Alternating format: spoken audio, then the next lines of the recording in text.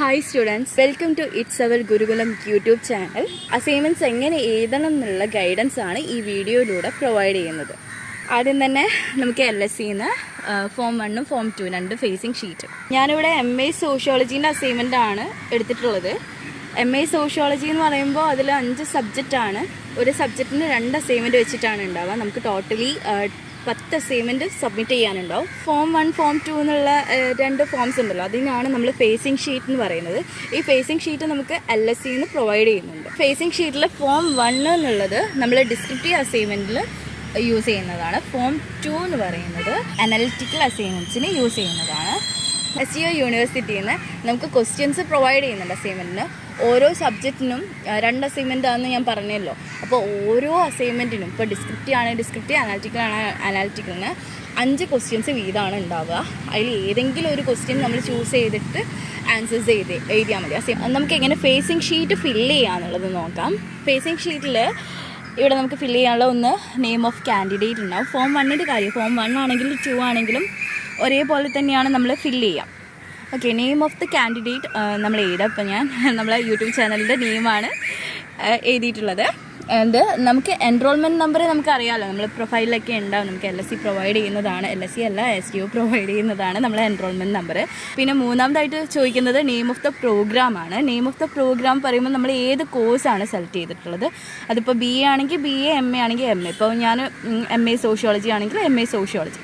Semester ഏതാണെന്നാണ് ചോദിക്കുന്നത്. First sem ആണെങ്കിൽ first sem, second sem ആണെങ്കിൽ സെക്കൻഡ് സെം. പിന്നെ ചോദിക്കുന്നത് കോഴ്സ് കോഡും കോഴ്സ് ടൈറ്റിൽ. അത് ടൈറ്റിൽ പറയുന്നത് നമ്മൾ ഏത് കോഴ്സാണോ എടുക്കുന്നത് ആ കോഴ്സിൽ ഒരുപാട് സബ്ജക്റ്റ് ഉണ്ടാവും. ഒരു സോഷ്യോളജി ആണെങ്കിൽ 5 സബ്ജക്റ്റാണ് ഉണ്ടാവുക. അപ്പോൾ അതിൽ ഏതെങ്കിലും ഒരു സബ്ജക്റ്റാണ് നമ്മൾ കോഴ്സ് ടൈറ്റിലായിട്ട് നമ്മൾ ഏത് സബ്ജക്റ്റാണോ എഴുതുന്നത് ആ ഒരു സബ്ജക്റ്റിൻ്റെ കോഴ്സ് ടൈറ്റിൽ. കോഴ്സ് കോഡ് എന്ന് പറയുന്നത്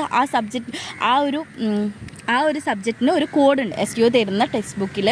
അത് ഓരോ സബ്ജക്റ്റിനും ഡിഫറെൻ്റ് ആയിരിക്കും ഉണ്ടാവുക. ഇപ്പം ഓരോ സബ്ജക്റ്റിനും ഇപ്പോൾ 5 സബ്ജക്റ്റ് ഉണ്ടെങ്കിൽ 5 സബ്ജക്റ്റിനും ഡിഫറെൻ്റ് ആയിട്ടുള്ള കോഴ്സ് കോഡായിരിക്കും. അപ്പോൾ തെറ്റിക്കാണ്ട് എഴുതണം. പിന്നെ name of the learner support centre, നമ്മൾ LSCൻ്റെ പേരാണ് എഴുതേണ്ടത്. പിന്നെ നമ്മൾ സിഗ്നേച്ചറും നമ്മൾ സബ്മിറ്റ് ചെയ്യുന്ന ആ ദിവസത്തെ ഡേറ്റുമാണ് എഴുതേണ്ടത്. ഫോം 1 എങ്ങനെയാണോ നമ്മൾ ഫിൽ ചെയ്തത് അതുപോലെ തന്നെയാണ് ഫോം 2ഉം ഫിൽ ചെയ്യേണ്ടത്. ഇനി നമ്മൾ എങ്ങനെയാണ് എഴുതാന്നുള്ള സെക്കൻഡ് പേജൊക്കെ നമുക്ക് നോക്കാമല്ലോ.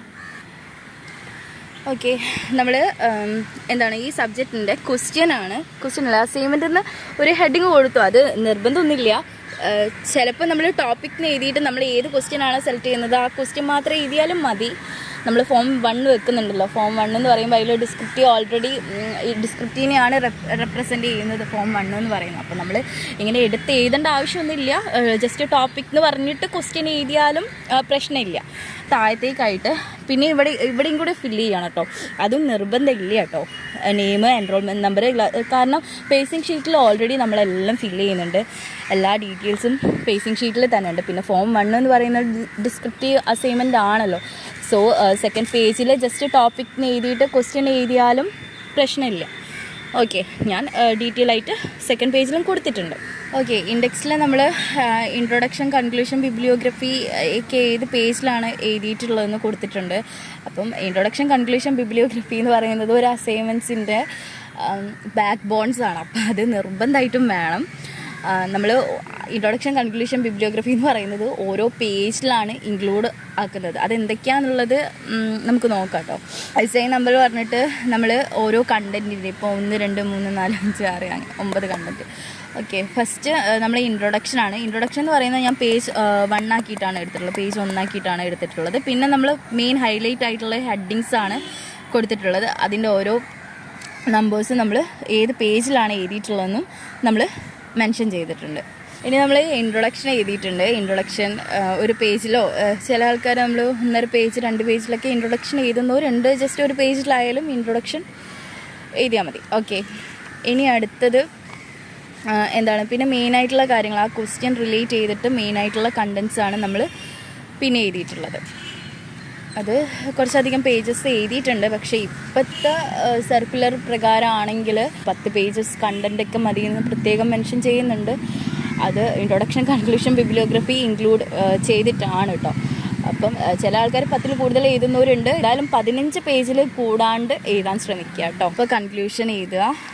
പിന്നെ നമ്മൾ ബിബ്ലിയോഗ്രഫി എന്ന് പറയുന്നത് ഈ ഒരു സോഴ്സ് എടുത്തിട്ടുള്ളത് എവിടെ നിന്നാണോ അതിൻ്റെ നെയിംസാണ് നമ്മൾ ബിബ്ലിയോഗ്രഫിയിൽ എഴുതേണ്ടത്. ഇപ്പം ഞാനിപ്പോൾ ബുക്സിൻ്റെ നെയിംസാണ് എഴുതിയിട്ടുള്ളത്. അപ്പോൾ നമ്മൾ ഓൺലൈൻ സോഴ്സിൽ നിന്നാണ് എടുക്കുന്നുണ്ടെങ്കിൽ ആ സൈറ്റിൻ്റെ ലിങ്ക് ഒന്ന് എഴുതിയാൽ മതി. ഓക്കെ. പിന്നെ ഒരു കാര്യം നമ്മൾ ശ്രദ്ധിക്കണം, നിർബന്ധമൊന്നുമല്ല, ജസ്റ്റ് എന്താ പറയുക, നമ്മൾ ഈ ഒരു അസൈൻമെൻറ്റ് കുറച്ച് അട്രാക്റ്റീവ് ആയിട്ടുള്ള രീതിയിൽ എഴുതണമല്ലോ. അതുകൊണ്ട് ഈ ബോർഡേഴ്സൊക്കെ നമ്മൾ പെൻസിലോണ്ട് ആണ് വരച്ചിട്ടുള്ളത്. എന്തുകൊണ്ടെന്നാൽ നമ്മൾ യൂണിവേഴ്സിറ്റി ഡേറ്റ്, സബ്മിഷൻ ഡേറ്റ് പറഞ്ഞിട്ടില്ല. അപ്പോൾ നമ്മൾ കളേഴ്സ് യൂസ് ചെയ്തിട്ട് വരയ്ക്കുകയാണെങ്കിൽ സ്മഡ്ജ് ചെയ്യാനുള്ള ചാൻസ് കൂടുതലാണ്. അതുകൊണ്ടാണ് ഞാൻ പെൻസിൽ യൂസ് ചെയ്തിട്ടുള്ളത്. പിന്നെ നമ്മൾ ഇൻട്രൊഡക്ഷൻ കൺക്ലൂഷൻ എന്നൊക്കെ എഴുതുന്നുണ്ടല്ലോ. ഈ ഇൻട്രൊഡക്ഷൻ കൺക്ലൂഷൻ ബിബ്ലിയോഗ്രഫി എന്നൊക്കെ പറയുന്നത് ഞാൻ ഓൾറെഡി പറഞ്ഞല്ലോ, അത് ഒരു അസൈൻമെൻറ്റിൻ്റെ ബാക്ക് ബോൺസാണ്, മെയിനായിട്ടുള്ള ഭാഗങ്ങൾ. അപ്പോൾ അത് നമ്മൾ ഹൈലൈറ്റ് ചെയ്തിട്ട് വലുതാക്കിയിട്ട് എഴുതാൻ ശ്രമിക്കുക. അത് മാത്രമല്ല ബ്ലാക്ക് കളർ പേനേനെ കൊണ്ടോ അല്ലെങ്കിൽ കുറച്ച് ഹൈലൈറ്റ് ആയിട്ട് വലുതായിട്ട് എഴുതാൻ ശ്രമിക്കുക. പിന്നെ ബാക്കിയുള്ള നമ്മൾ ഇതേപോലെ എഴുതല്ലോ, ഒരുപാട് കാര്യങ്ങൾ കണ്ടൻറ്റ് ചെയ്തല്ലോ, അതൊക്കെ നമ്മൾ വേറെ കളർ യൂസ് ചെയ്യുന്നതിനെ കൊണ്ട് കുഴപ്പമില്ല. വേറെ കളേഴ്സ് യൂസ് ചെയ്ത് ഒരുപാട് കളർഫുൾ ആക്കേണ്ട. ജസ്റ്റ് ബ്ലാക്ക് ആൻഡ് ബ്ലൂ ആയാലും, ബ്ലാക്കും ബ്ലൂവും അത് തന്നെ ധാരാളം നമ്മൾ അസൈൻമെൻറ്റ് മോർ ബ്യൂട്ടിഫുൾ ആക്കാൻ വേണ്ടിയിട്ട്. ഓക്കെ.